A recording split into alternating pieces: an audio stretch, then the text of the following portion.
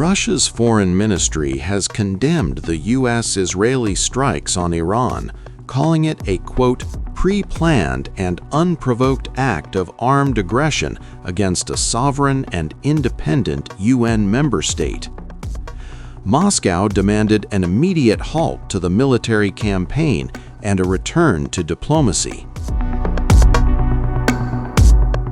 In a statement posted to Telegram, the Russian Foreign Ministry accused Washington, D.C. and Tel Aviv of, quote, hiding behind concerns about Iran's nuclear program while pursuing regime change. The Russian Foreign Ministry said, and I quote, Washington and Tel Aviv have once again embarked on a dangerous adventure that is rapidly bringing the region to the brink of a humanitarian, economic, and, this cannot be ruled out, radiological catastrophe. The aggressor's intentions are clear and openly declared: to destroy the constitutional order and overthrow the government of a state they find undesirable, which has refused to submit to the diktat of force and hegemonism. Earlier, President Vladimir Putin's close aide and Moscow's deputy chairman of the Security Council delivered a sharp rebuke. Dmitry Medvedev derided recent diplomacy with Tehran as a, quote, cover operation that was never intended to yield peace. In an X post, Medvedev wrote, "The peacekeeper is at it again.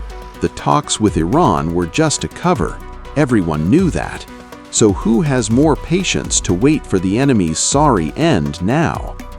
The U.S. is just 249 years old.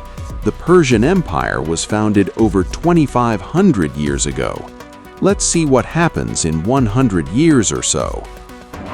The U.S. and Israel attacked Iran on Saturday in what President Donald Trump said was a massive operation to destroy the country's military capabilities and eliminate the threat of it creating a nuclear weapon.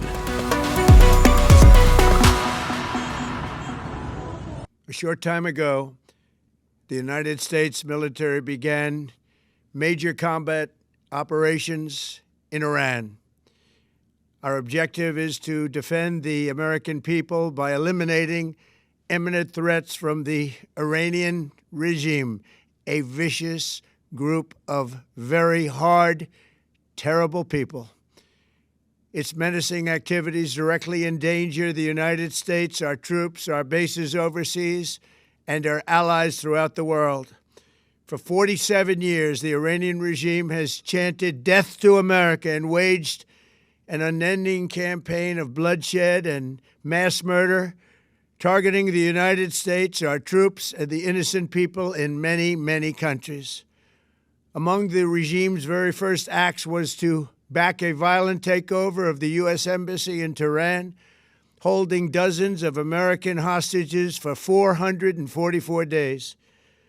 In 1983, Iran's proxies carried out the Marine barracks bombing in Beirut that killed 241 American military personnel. In 2000, they knew and were probably involved with the attack on the USS Cole. Many died.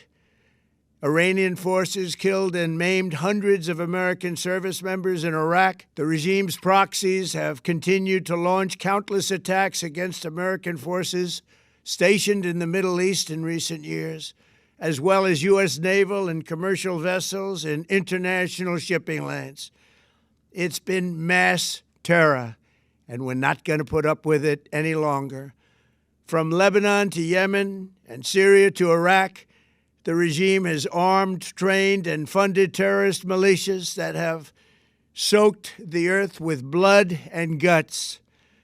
And it was Iran's proxy, Hamas, that launched the monstrous October 7th attacks on Israel, slaughtering more than 1,000 innocent people, including 46 Americans, while taking 12 of our citizens hostage. It was brutal, something like the world has never seen before. Iran is the world's #1 state sponsor of terror, and just recently killed tens of thousands of its own citizens on the street as they protested. It has always been the policy of the United States, in particular, my administration, that this terrorist regime can never have a nuclear weapon. I'll say it again. They can never have a nuclear weapon. That is why in Operation Midnight Hammer last June, we obliterated the regime's nuclear program at Fordow, Natanz, and Isfahan. After that attack, we warned them never to resume their malicious pursuit of nuclear weapons, and we sought repeatedly to make a deal. We tried. They wanted to do it. They didn't want to do it. Again, they wanted to do it. They didn't want to do it. They didn't know what was happening. They just wanted to practice evil. But Iran refused, just as it has for decades and decades. They've rejected every opportunity to renounce their nuclear ambitions, and we can't take it anymore.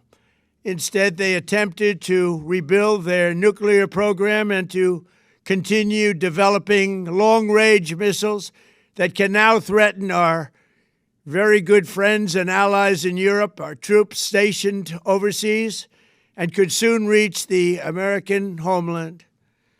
Just imagine how emboldened this regime would be if they ever had and actually were armed with nuclear weapons as a means to deliver their message.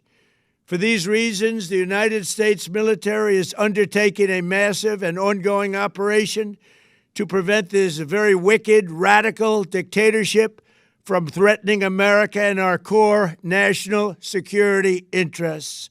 We are going to destroy their missiles and raise their missile industry to the ground. It will be totally, again, obliterated.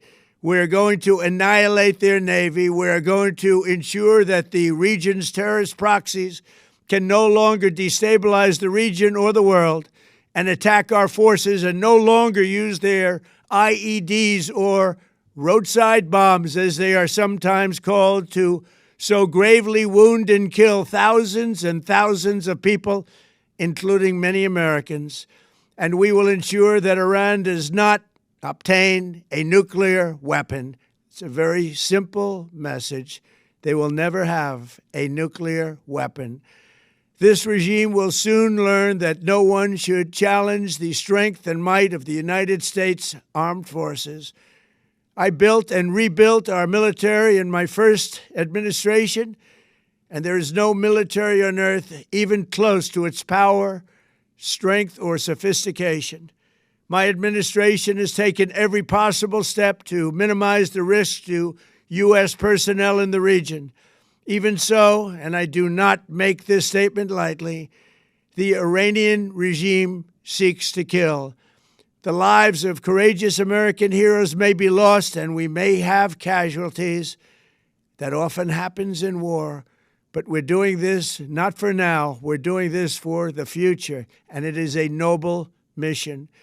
We pray for every service member as they selflessly risk their lives to ensure that Americans and our children will never be threatened by a nuclear-armed Iran. We ask God to protect all of our heroes in harm's way, and we trust that, with His help, the men and women of the armed forces will prevail. We have the greatest in the world, and they will prevail. To the members of the Islamic Revolutionary Guard, the armed forces, and all of the police, I say tonight that you must lay down your weapons and have complete immunity, or, in the alternative, face certain death. So, lay down your arms. You will be treated fairly with total immunity, or you will face certain death. Finally, to the great proud people of Iran, I say tonight that the hour of your freedom is at hand. Stay sheltered. Don't leave your home. It's very dangerous outside. Bombs will be dropping everywhere. When we are finished, take over your government. It will be yours to take. This will be probably your only chance for generations. For many years, you have asked for America's help, but you never got it. No president was willing to do what I am willing to do tonight. Now you have a president who is giving you what you want. So let's see how you respond. America is backing you with overwhelming strength and devastating force. Now is the time to seize control of your destiny and to unleash the prosperous and glorious future that is close within your reach. This is the moment for action. Do not let it pass. May God bless the brave men and women of America's armed forces. May God bless the United States of America. May God bless you all. Thank you.